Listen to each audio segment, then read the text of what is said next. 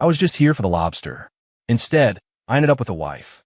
It was Labor Day weekend, and Ethan Hayes, founder of a moderately successful tech startup and a man who considered himself reasonably smart, was sitting in a lavish hotel ballroom, focused on dismantling the overpriced crustacean on my plate.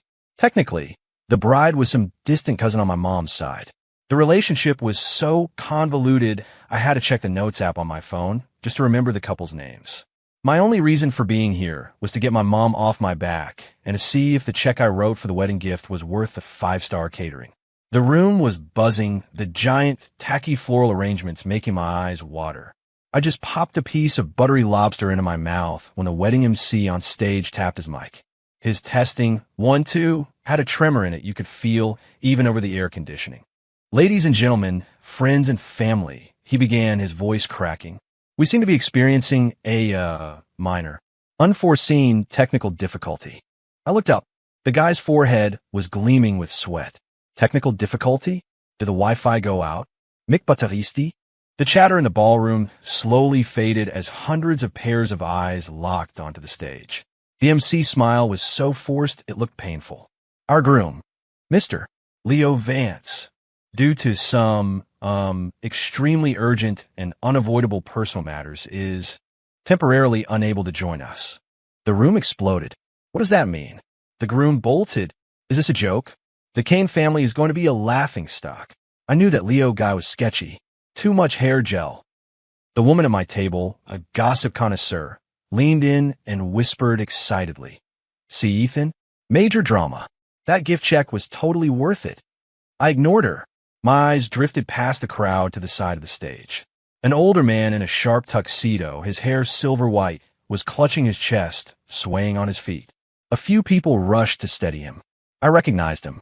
The patriarch of the family, Mr. Kane, a legend in the Chicago business world. Right now, the blood had drained from his weathered face, leaving only humiliation and a barely contained rage. Suddenly, the lobster in my stomach felt like a lead weight. The gossip wasn't just juicy anymore. It was radioactive. The situation spiraled into chaos.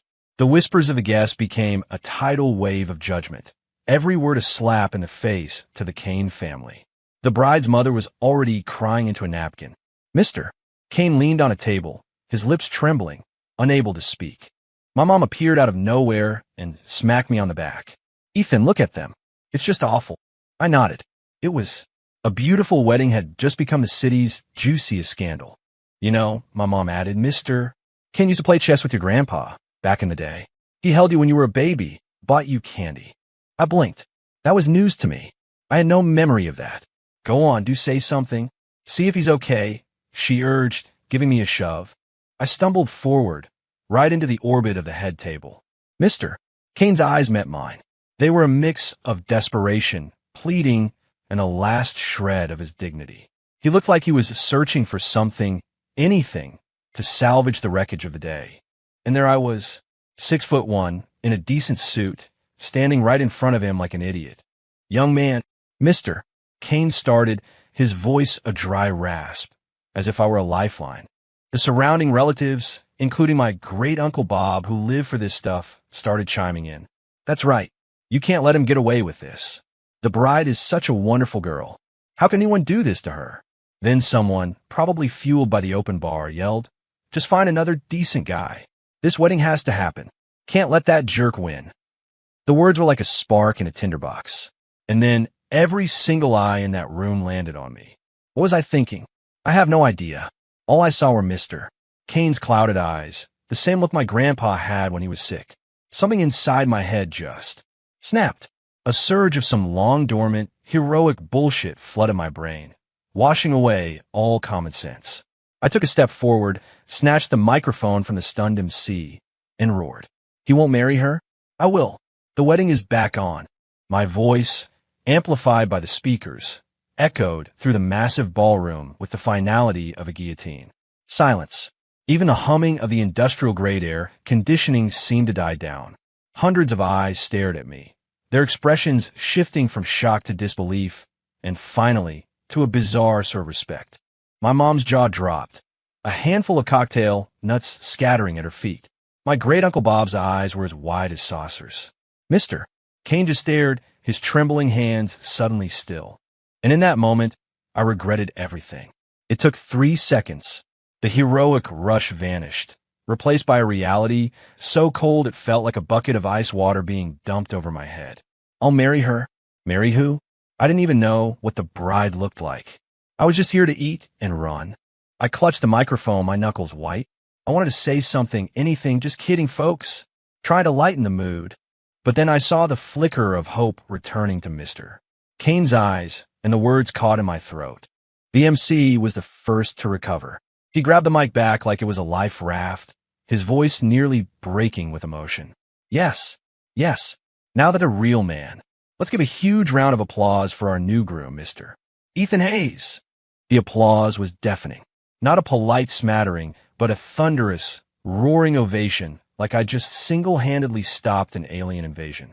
In the middle of the frenzy, a couple of burly guys who looked like off-duty bodyguards flanked me, half-guiding, half-hauling me onto the main stage. I shot a desperate look back at my mom.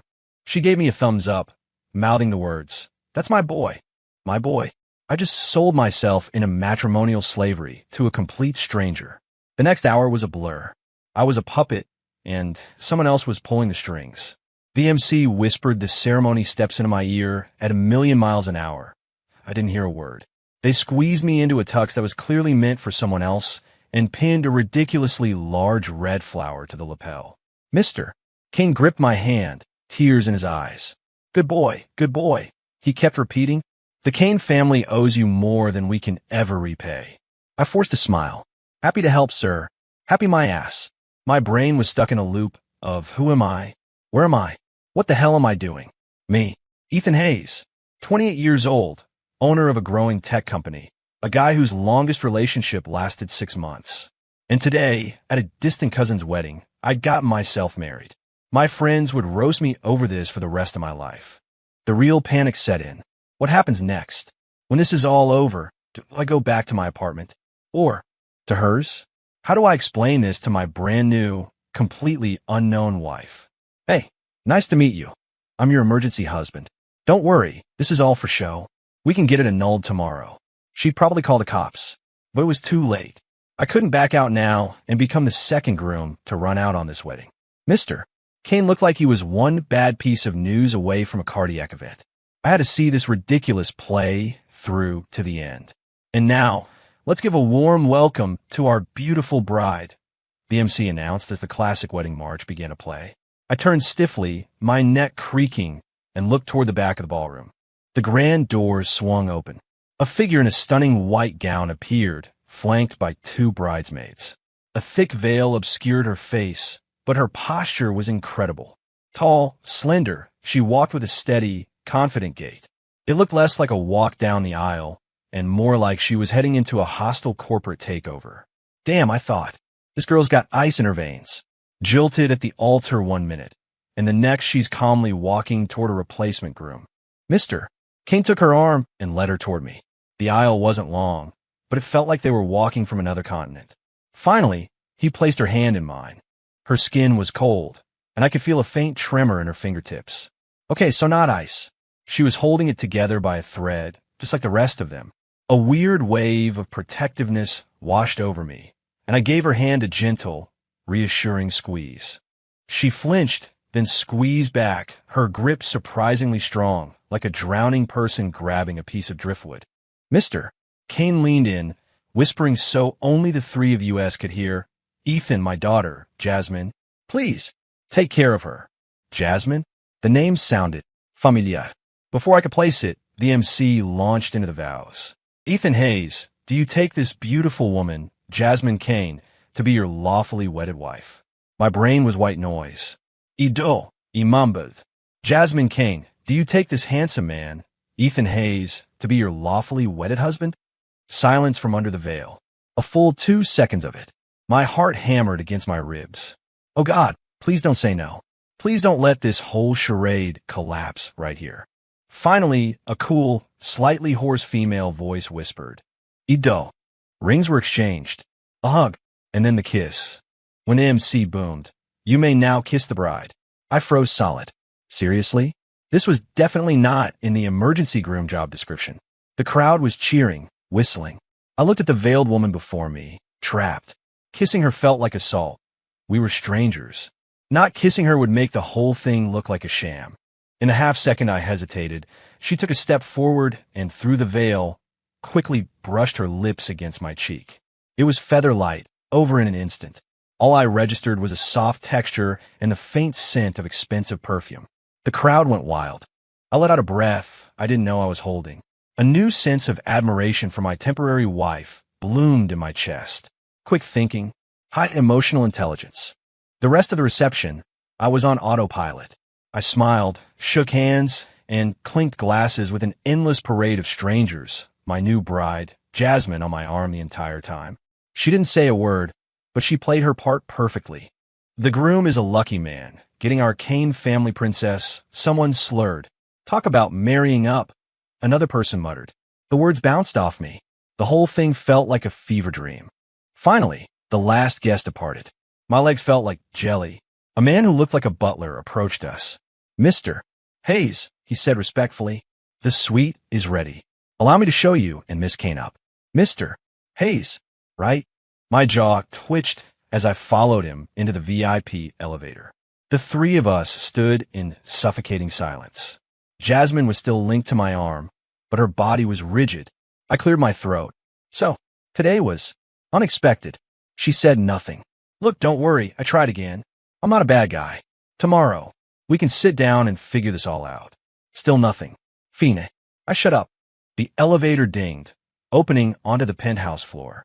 The butler led us to the presidential suite, handed me a key card, and said, Mr.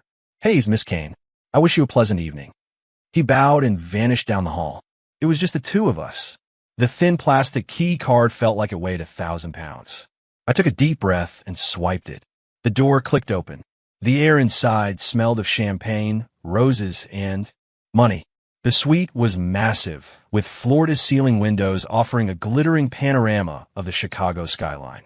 In the center of the living area, on a plush carpet, sat an obscenely large, circular bed, sprinkled with rose petals. The scene was set. Too bad the actors were all wrong. I shut the door and turned to face Jasmine, who was still veiled. My throat felt dry. You can have a seat, I said, gesturing to a sofa. Want some water? She didn't move, just stood there by the door. Okay, I guess it was up to me. Miss Kane, I know today was insane, and you must be completely overwhelmed. I try to sound as sincere and non-threatening as possible. I promise, I have no ulterior motives. I just saw your father, and I acted on impulse. I took another step. My name is Ethan Hayes. I run a small tech company. Tomorrow, we'll explain everything to our families, come up with a plausible story, and dissolve this arrangement. I'll make sure your reputation isn't affected. I waited. Nothing. Was she in shock? Hey, are you okay? I asked, inching closer. She finally moved. Slowly, she raised her hands and lifted the veil. It fell away, revealing the face beneath. A face I knew all too well. Even under the flawless makeup, I could see the cold, sharp intelligence in her eyes. The high cheekbones, the perfectly straight nose, the lips pressed into a thin line, a natural curve at the corners that always looked like a condescending smirk. I would recognize that face anywhere. For the past 3 years, it had haunted my nightmares. It had graced the covers of business magazines. It had stared me down from across the table at bidding wars for multi-million-dollar contracts. Jasmine Kane, Vice President of Apex Innovations, known in the industry as the Ice Queen. My biggest business rival, the sharpest thorn in my side, the woman I despised with a passion. Just last month, she'd used a predatory lowball strategy to snatch a massive project I'd been chasing for half a year, nearly bankrupting my company in the process. The woman I had just, heroically, saved was her. My brain shut down. Blue screen of death. Then a stampede of thoughts. I married my arch nemesis. I held her hand and promised her father I would take care of her. I actually felt sorry for her, thought she was some poor, helpless damsel in distress. Esteve here. She stared back. Her expression shifted from shock to recognition, and finally settled into a look of profound, icy derision, the kind of look you give a particularly stupid insect. I swallowed hard. managing to croak out 3 words. "It's you." Jasmine finally spoke. Her lips curved into a slow, cold smile that was more chilling than the night air outside. "I believe that's my line." Her voice was quiet, but it pierced my ears like an icicle. "Well played, Mr. Hayes. Well played." She glided toward me, her heels sinking silently into the plush carpet, yet she moved with the force of an army, taking advantage of a crisis. "You've really elevated it to an art form." She looked me up and down, her gaze analytical, as if scanning a defective product. "What's the matter? Can't beat me in the boardroom. So you decided to crash my wedding? Did you think that by marrying me, you'd get a piece of Apex Innovations?" A hot flush of anger shot through me. "That's bullshit," I hissed. "If I had known the bride was you, I would have jumped off the roof of this hotel before I said a single word." "Oh," she raised a perfectly sculpted eyebrow. "My, you make it sound like such a hardship, Saint Ethan." "Jasmine, don't you dare twist this. If I hadn't stepped up, your family's name would be mud right now. And I should thank you for that. Thank you for turning me from one kind of joke into an even bigger one." Her smile grew colder. From the bride who got left at the altar to the desperate woman who grabbed a random guest to marry, "Ethan, your brand of charity is proving to be very, very expensive." Her words shut me up completely. I looked at her face, which screamed, "You are the world's biggest idiot," and replayed the day's events. I wasn't a hero. I wasn't saving the day. I was a moron who had leaped headfirst into a pit and then handed his worst enemy a shovel to bury him with. So there we were, Jasmine Kane and I, 2 people who would gladly ruin each other in business, standing in a rose-petal-strewn honeymoon suite, dressed in wedding attire, mentally tearing each other to shreds. The air wasn't thick with romance. It was charged with the hostile energy of a contract negotiation. After a 3-minute standoff, I caved. Not because I was scared, but because I felt like if I stood there any longer, my own fury might set my rental tux on fire. "Fine," I breathed out, trying to keep my voice steady. "What's done is done. Pointing fingers is useless. Let's talk solutions." True to form, she switched into business mode instantly. Agreed. She walked to the minibar, poured herself a glass of water with brisk, efficient movements. "My terms are simple. First, to the outside world, we are a legitimately married couple." "Why?" I asked. "We could just say it was a temporary arrangement and get it annulled in a few weeks." She looked at me like I was a toddler. "Ethan, you run a company. Do you have any concept of crisis management?" I was just publicly humiliated. Apex's stock is going to tank the second the market opens. If news gets out that this was a sham wedding on top of it, it becomes a scandal of epic proportions. The short sellers will have a field day. And you think your precious momentum tech will be immune? Opportunists who praise on a rival's misfortune. Is that the reputation you want? I went quiet. She was right. We were tied together. Second, she continued, this marriage needs to last for a minimum of 6 months. After that, once the market has moved on, we can file for divorce, citing irreconcilable differences. During that time, you will be required to accompany me to all necessary family functions and corporate events. What's in it for me? I blurted out. Business instinct. What's in it for you? She scoffed. For starters, I won't leak to the press that Ethan Hayes, the celebrated founder of Momentum Tech, is a reckless fool who acts without thinking. Is that incentive enough? Touché. Third, she held up a third finger, her eyes sharp. For these 6 months, we are business partners in this marriage, but we remain business rivals. All competition between our companies continues as usual. No special treatment. What happens in the boardroom stays in the boardroom. That was my next point, I said, nodding. That was my bottom line. And finally, she set down her glass and walked to the center of the room. Using the toe of her designer heel, she traced an imaginary line in the carpet, from the TV console to the windows. This is the Mason-Dixon line, she declared, her tone absolute. The sofa and the guest bathroom are yours. The bed and the master bath are mine. We do not cross. We do not interfere in each other's affairs. Any objections? I stared at the massive, plush, circular bed that could comfortably sleep a family of 4.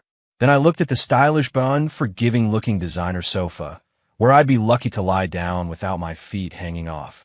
A protest rose in my throat. I was the hero today, wasn't I? And I get the couch. You were the hero Not the king, she said flatly. Of course, you're free to walk out that door right now and explain to my father that you've had a change of heart. I'm sure he'd be very understanding. Right before he has your legs broken. I surrendered. I looked at her. She looked at me. And in each other's eyes, we saw the same thing. Frustration, resignation, and a tiny, ridiculous spark of humor at the absurdity of it all. Fine, I said through gritted teeth. But I get the shower first. Deal, she nodded. I need to take off this makeup anyway. And so it was that on our wedding night, my new bride and I, instead of romance and passion, drafted a cold, efficient, verbal non-aggression pact, like two CEOs finalizing a merger. Once the terms were set, I trudged over to my new territory, that godforsaken sofa. As I passed the circular bed, I caught the scent of the rose petals. Only one thought crossed my mind. This is probably the closest I'll ever get to a $100,000 mattress. And I wasn't allowed to sleep on it. I woke up the next morning wedged in a crevice of the sofa, freezing. The hotel's AC was blasting like they owned the electric company. I'd used my suit jacket as a blanket.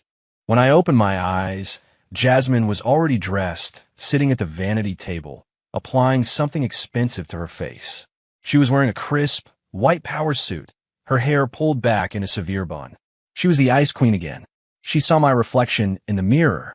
You're awake. We need to be downstairs in 10 minutes. Our parents are waiting for us for breakfast. The word parents coming from her mouth made my skin crawl. Could you not say it like that? It's creepy, I grumbled, trying to work the kinks out of my back. It's called getting into character, mister. Hayes, she shot back, turning to face me with a perfectly manufactured smile. From now on, I am your gentle, loving wife, and you are my devoted, adoring husband. Have you forgotten the terms of our agreement? I looked at her, I will end you expression and swallow my complaints. 10 minutes later, we walked into the hotel restaurant arm in arm, plastered with sickeningly sweet smiles. Both our families were already there. My parents looked like they were still recovering from the shock of yesterday, their eyes filled with the days my son married a Kane. Sir pride. Mister. Kane looked 100 times better, beaming at us. Jasmine's mom held her daughter's hand, examining me with the critical eye of a mother-in-law. Ethan, come, sit here, son, mister, Kane said, patting the chair next to him. My scalp tingled as I sat down. Did you two sleep well? My mom asked, her tone a mix of nosiness and fear of overstepping. Before I could answer, Jasmine leaned in, her voice a syrupy, sweet tone I'd never heard before. We're wonderful, Mom. Ethan is such a gentleman. As she spoke, she picked up a piece of bacon and placed it on my plate, giving me a subtle wink. Her eyes screamed, play along. The hairs on my arms stood up. I immediately grabbed the tongs, served her a piece of French toast, and said in an equally nauseating voice, You're too thin, honey. You need to eat more. Honey. The word tasted like poison in my mouth. Jasmine's body tensed for a fraction of a second, but her smile never wavered. Thank you, darling. And so began the most epic performance of our lives. Right there at the breakfast table, in front of our parents, we put on a masterclass of fake affection. I'd get her juice. She'd wipe a non-existent crumb from my lip. She'd praise my decisiveness. I'd compliment her grace under pressure. By the end of it, we were starting to believe our own act. Our four parents watched, their expressions shifting from worried to relieved to slightly confused. They probably thought our relationship had progressed at a slightly unrealistic pace. After breakfast, Mr. Kane pulled me aside. He handed me a credit card, a black one. Ethan, this is a little something from the Kane family. It's $100 million. Consider it a token of our gratitude. Yesterday, you saved us from utter humiliation. It's a debt we can never truly repay. I stared at the card. My hand trembled. $100 million? A little something? My company's valuation wasn't even that high. My first instinct was to refuse. I might have been an idiot, but I wasn't a grifter. But before I could speak, Mr. Kane continued, his voice heavy. Don't say no. This isn't just a thank you. That bastard Leo left a huge financial hole in our company. Jasmine, she's under immense pressure. I need you to be there for her, to protect her. Even if you too, down the line. He trailed off, but I understood. I looked at the old man, who had aged 10 years in a single day, and the word no died on my lips. I took the card. Don't worry, Dad. I heard myself say, Jasmine's my wife now. I won't let anyone hurt her. As the words left my mouth, I felt a strange mix of emotions. Part of it was the act, the role I was playing. But another part felt surprisingly real. The news that I had married Jasmine Kane hit our industry like a bombshell. Ethan Hayes of Momentum Tech and Jasmine Kane of Apex Innovations, two rivals whose public encounters could lower the room temperature by 20 degrees, were married. The initial reaction was disbelief. A publicity stunt?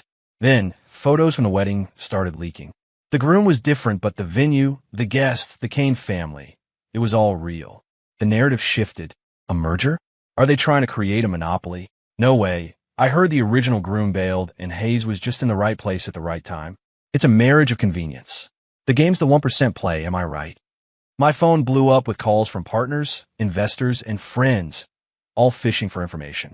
My standard reply: we fell in love. It was a whirlwind romance. Every time I typed it, I felt like a fraud. Jasmine had it just as bad. I heard the Apex PR department was in full-blown meltdown mode.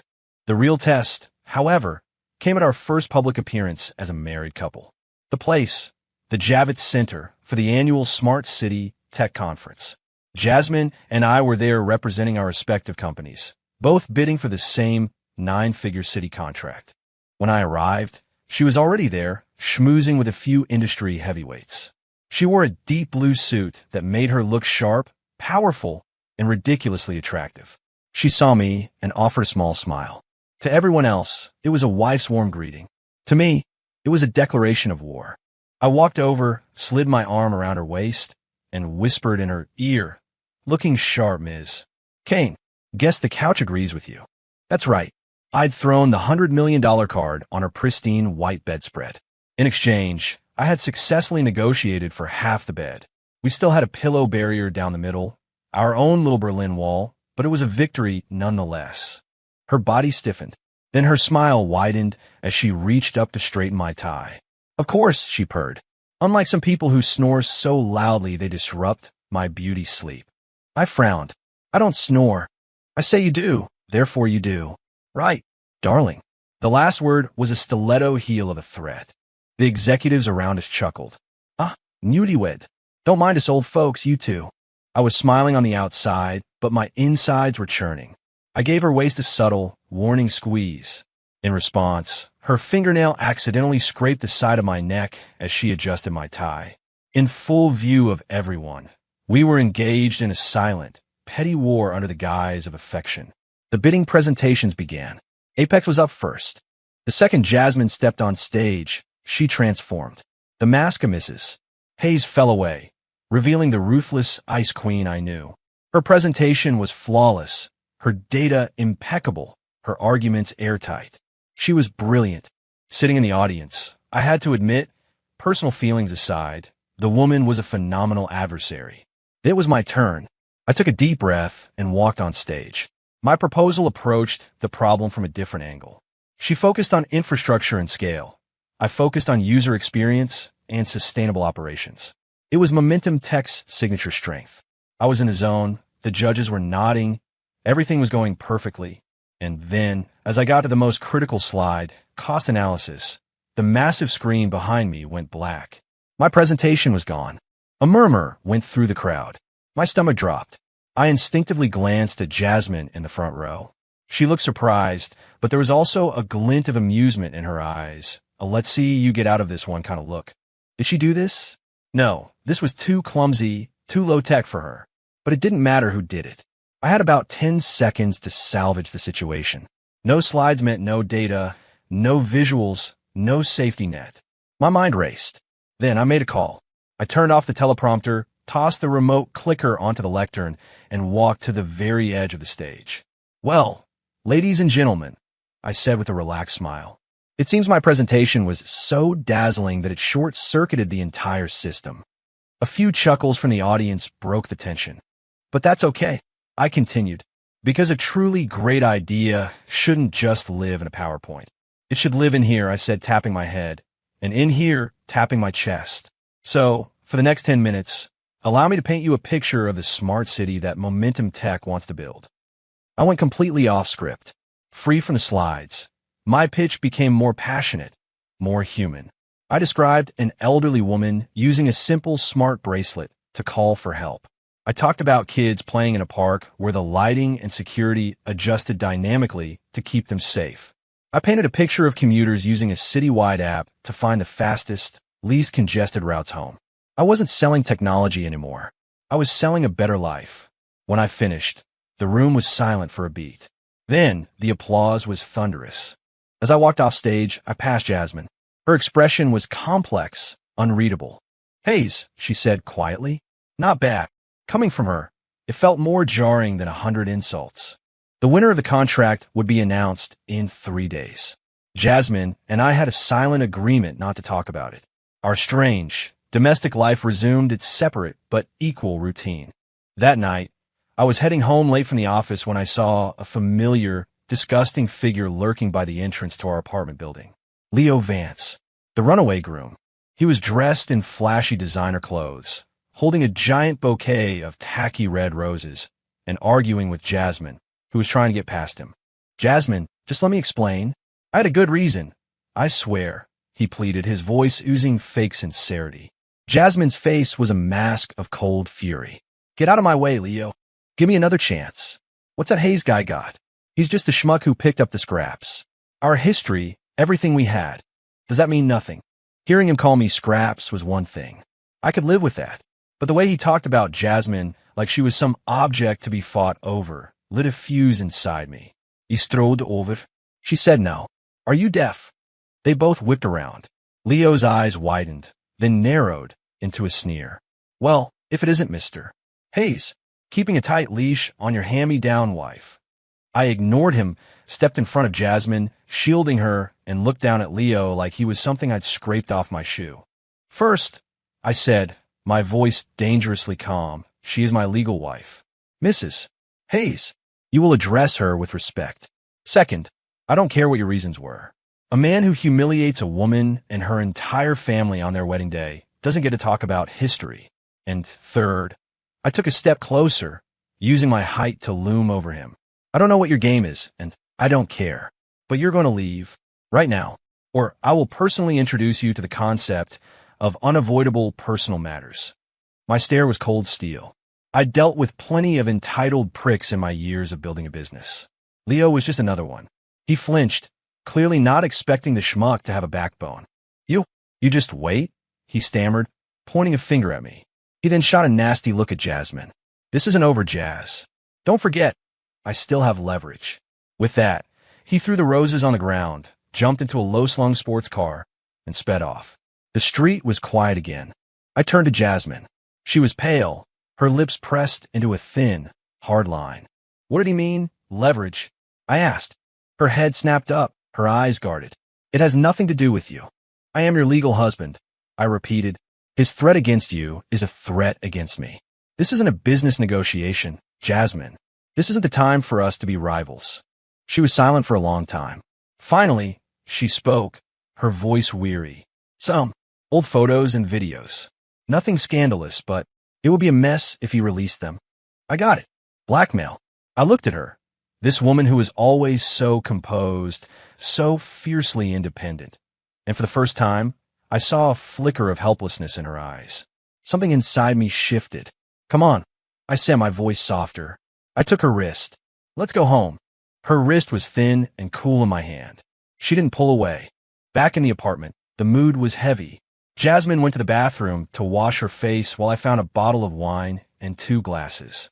"Here," I said, sliding a glass toward her. She looked at me, then took it and down a large gulp. "Why did you do that?" she asked, staring into the dark red liquid. "Why did you help me?" "Like I said, we're a team, whether we like it or not," I replied, leaning against the counter. "He embarrasses you, he embarrasses me. And I hate being embarrassed. Is it the only reason? What other reason would there be?" I shot back. "You don't think I'm actually falling for you, do you? Don't be ridiculous, Kane. We're enemies." She didn't answer, just took another sip of wine. That night, we didn't talk about work or Leo or anything important. We just drank. Wine, it turns out, is a great solvent for emotional armor. Jasmine's tolerance for alcohol was nowhere near as high as her business acumen. After a few glasses, her cheeks were flushed and her eyes had lost their sharp focus. And she started talking. She talked about her uncle, who always said a woman could never run the family business. She talked about the old guard at Apex who constantly undermined her. She talked about Leo, how she'd known for months that something was off, but she'd endured it for the sake of a family alliance, only to be betrayed in the most public way possible. "Everyone thinks I'm made of steel," she murmured, tracing the rim of her glass, her voice thick. "But I get tired. I get scared. My dad put the entire future of the company on my shoulders. I can't fail. Ethan, I can't afford to lose, not even once." And then she started to cry, not loud, hysterical sobs, but silent tears that rolled down her cheeks and dripped onto the marble countertop. Each drop felt like it was landing right on my heart. This was a side of her I had never seen. Not the cutthroat negotiator, not the dazzling executive, just a young woman who had been hurt, who felt the weight of the world, and who was desperately trying not to show it. I was completely out of my element. Crying women were my kryptonite. I grabbed a paper towel and handed it to her. She didn't take it. She just looked up at me, her eyes shimmering, and asked, "Ethan, do you hate me?" The question caught me off guard. Did I hate her? I used to. She stole my contracts, poached my best engineer. I'd fantasized about sending a funeral wreath to her company's anniversary party. But now, looking at her, with her defenses down, her face streaked with tears, the word hate felt wrong. It wouldn't come out. "No," I heard myself say, my voice raspy. "I don't hate you. You're just a massive pain in the ass." She let out a wet laugh, a mix of tears and amusement. "You're not so great yourself," she sniffled. She drank until she passed out. I was the one who carried her to bed. She was surprisingly light. I pulled the covers over her and stood there for a long time, just looking at her sleeping face, her long lashes still damp with tears. That imaginary line I'd drawn down the middle of our lives, our bed, our home. It felt like it had been completely washed away. The next day, Jasmine acted like nothing had happened. She was the ice queen again, though she couldn't quite meet my eye. I didn't bring it up. Some things are better left unsaid. The results of the Smart City bid came in. Momentum Tech won. When the call came, I didn't feel the rush of victory I'd expected. My first thought was of Jasmine in her office across the city. I wonder what she was thinking. Would she see this as a betrayal? Think I'd used her moment of vulnerability to my advantage? But she was silent. No angry calls, no sarcastic texts. It was an unnerving quiet. Then, on Friday morning, Apex Innovation stock began to plummet. It dropped 8% in the first hour of trading. I had my assistant dig into it. The news came back fast. Leo Vance. He had leaked a forged internal report predicting a massive quarterly loss for Apex, tied to a failed overseas venture. At the same time, he partnered with a few hedge funds to aggressively short the stock. It was revenge, pure and simple, and it was designed to be lethal. My office phone rang. It was Jasmine. Her voice was steady, but I could hear the exhaustion underneath. "Ethan, are you free tonight? I need you to play a part. Send me the address," I said, no questions asked. That night, at an exclusive private club downtown, Jasmine led me into a private dining room. Inside, a group of smug, middle-aged men, powerful investors, sat around a table. Leo was at the head of it, looking like the king of the world. He grinned when he saw us. Well, Jasmine, come to beg, and you brought your little lapdog too?" Jasmine ignored him, her gaze sweeping over the other men. "Gentlemen, I'm here tonight to make one thing clear. That financial report you've all seen online, it's a fake.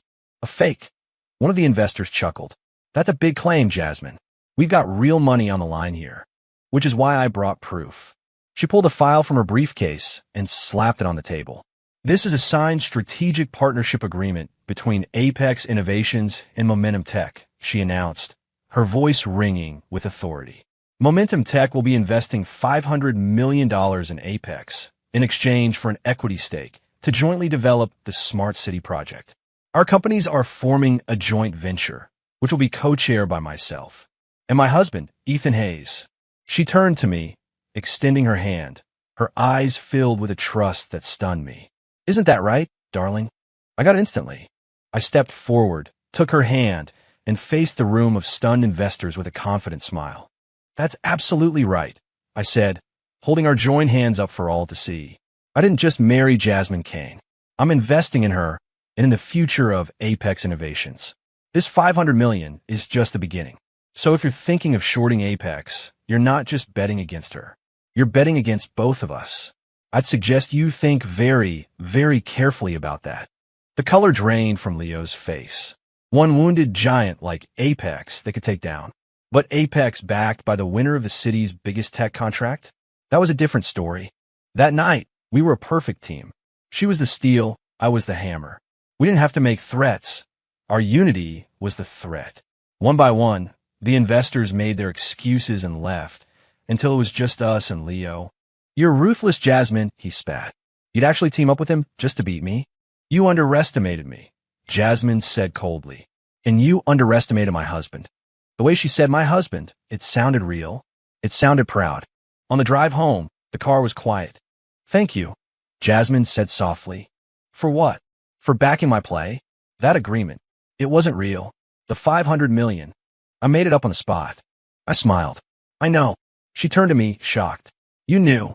Jasmine, your poker face isn't as good as your PowerPoint skills, I said, keeping my eyes on the road. When you're bluffing, you have a tell. You tap your index finger. You did it right when you put the file on the table. She was speechless.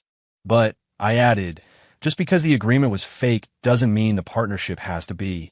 That project is too big for momentum to handle alone. Instead of letting some other company get a piece of the pie, why don't we keep all the money in the family? She stared at me for a long moment. And then she smiled. A real smile.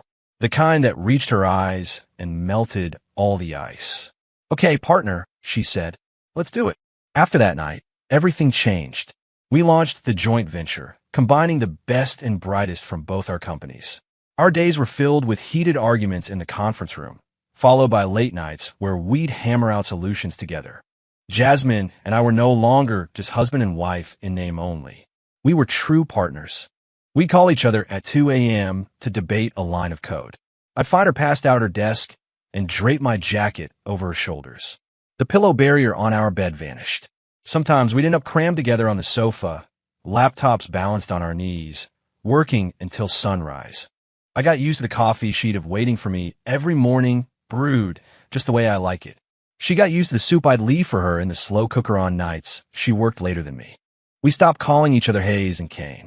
It became Ethan and Jasmine. Sometimes in front of our employees, she'd call me darling, and I'd call her honey, and it stopped feeling like an act. It started to feel normal. One night, I was on the couch and called out, "Hey, Jazz, can you toss me the charger?" We both froze. The air crackled with a new kind of tension. She broke the silence first, tossing the charger at my head. "Call me that again, and I'm docking your pay," she said, but I could see the blush creeping up her neck. As co-chair, she actually had the authority to do it. I just grinned. 6 months flew by in a blur of hard work and unspoken feelings. The first reminder of our original agreement came from my phone's calendar. A pop-up notification. Divorce agreement due. I stared at the words. Divorce. The word that once represented freedom now felt like a punch to the gut. That night, for the first time in months, neither of us had to work late. We ate dinner in a strange, heavy silence. We were both thinking about the deadline, both waiting for the other to bring it up. No one did. So, I finally broke. Tomorrow's the last day. Her shoulders tensed. She said, her eyes fixed on the TV. So, are we heading to the courthouse, or? I trailed off. She didn't answer directly. Ethan, the first phase review for the Smart City project is next week. Are you confident? Of course, I said, confused by the change of topic. If, and this is a hypothetical, she said, turning to look at me, her expression serious. If we were to get a divorce, what would happen to the project? Would we dissolve the partnership? I looked in her eyes, and I finally understood. She wasn't asking about the project. I moved from my chair and sat next to her on the sofa. We wouldn't dissolve it, I said softly. We built it together. It's like our kid. You don't just split a kid in half. The word kid made her blush crimson. Don't be an idiot, she mumbled. I was asking about the business relationship. The business relationship can continue, I said, holding her gaze. But what about the marriage relationship?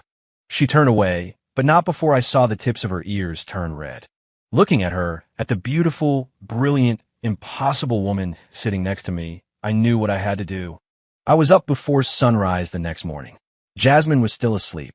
I tiptoed in my home office and pulled a small piece of paper from my desk drawer. It was the divorce agreement we had outlined 6 months ago, a list of rules scribbled on a hotel notepad. I looked at the childish drawing of a line down the middle of a bed and the bullet point about non-interference. I smiled. Then I tore it into a dozen tiny pieces. When Jasmine came into the kitchen, I was sitting at the table. I made breakfast. A cup of her favorite black coffee was waiting for her. She stopped, surprised.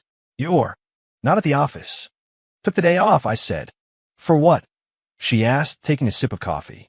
"Personal business." Her hand paused halfway to her lips. She looked at me. "The courthouse." I didn't answer. Instead, I reached into my pocket, pulled out a small velvet box, and slid it across the table to her. She stared at it, her composure finally cracking. "Ethan, what is this?" Her voice trembled. "Open it." She hesitated. Then, with shaking hands, she lifted the lid. Inside was a ring. It wasn't a massive diamond. It was a simple, elegant platinum band with a single, small diamond that caught the morning light. "I know it's not as big or expensive as the jewelry you own," I said, my own heart hammering against my ribs. "I had it custom made. Look at the inside." She picked it up. Engraved on the inner circle were 2 sets of initials, MT and AI, for Momentum Tech and Apex Innovations, linked by an ampersand. "Ethan." "Jasmine." I stood up, walked around the table, and got down on one knee.